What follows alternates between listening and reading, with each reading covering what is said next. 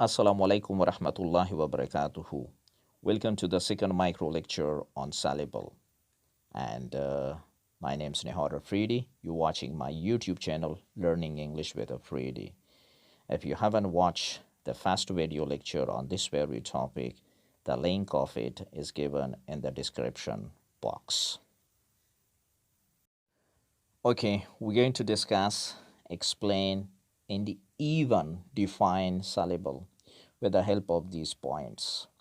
And the first point is a small sound segment. It means a single sound can also stand for a syllable in English. Like consider this word R, A-R-E.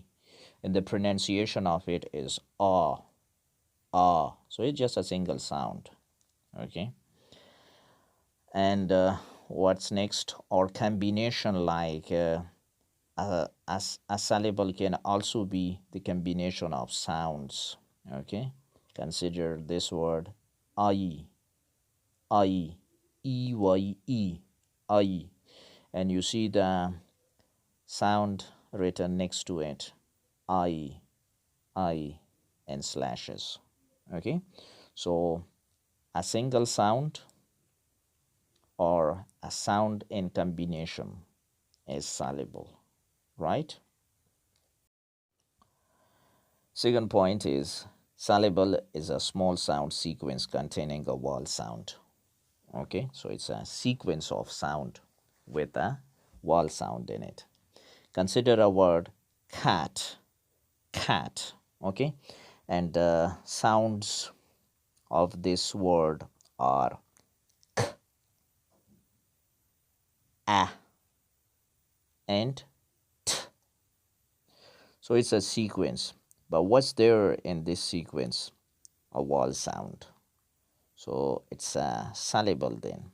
Why is it so? Because it contains vowel sound.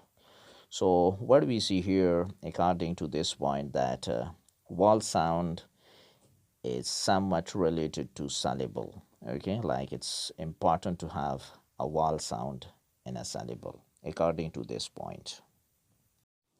And third point is syllable is a small sound sequence containing a peak of prominence. Like a sound sequence with a peak of prominence is called syllable.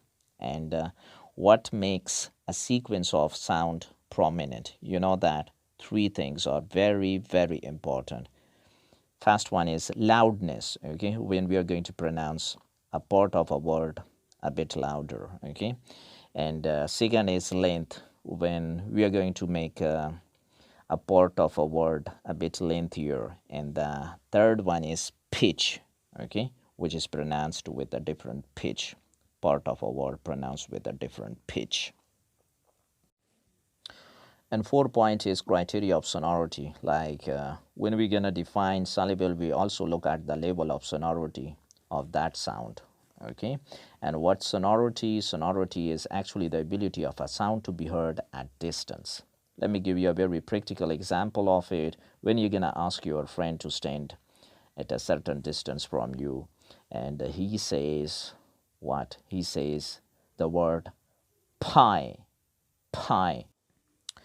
So what you notice, you will notice that you will be able to hear the part of that word which is I, more clearly than the first part which is p, p, p. Why is it so? Because vowels, okay, including diphthongs, they are more sonorous than consonants. Last point is some consonants are sonorous and function like syllables. Okay, there are some consonants which are sonorous. Okay, and when a sound is sonorous, it is somewhat equal to syllable. Okay, so sonority is somewhat important for the presence of syllable. Consider these sounds, okay, which are consonant sounds, but they function like syllables. Mm, mm, ma, n, n, na, l, la. You find these sounds in words like prism, prism, ma'an, ma'an, and little, little.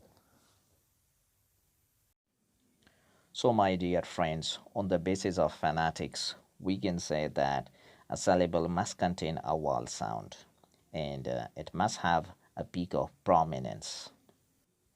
And on the basis of phonology, every language offers a possible syllable structure, okay, and gives a kind of clear cut idea of possible sound sequence as well.